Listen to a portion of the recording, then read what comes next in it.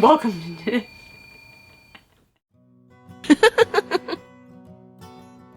I'm Jason with Savoy Organizing Antiques and Adventures. I've got one cool thing that I want to run by you as she's cleaning up all this bee stuff, which is super cool. Check out our other video for information on that. But I've got this cool pipe, which I think, this is a black clay pipe. From our research, and you've got to research to help us find these things, because when we go through people's homes, we don't know where a lot of this stuff originates from, but we then do a bunch of research on it. You're probably smarter than we are. This is a black clay pipe, though, and it's got a cool little carving on the front. They're all different. I could not find this exact one. They're handmade on here. It sells for hundreds of dollars. But you just drop your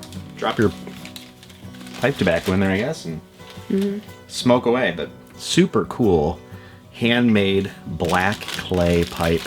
All right, Savoy Organizing Antiques and Adventures. We've got some lives coming up here soon.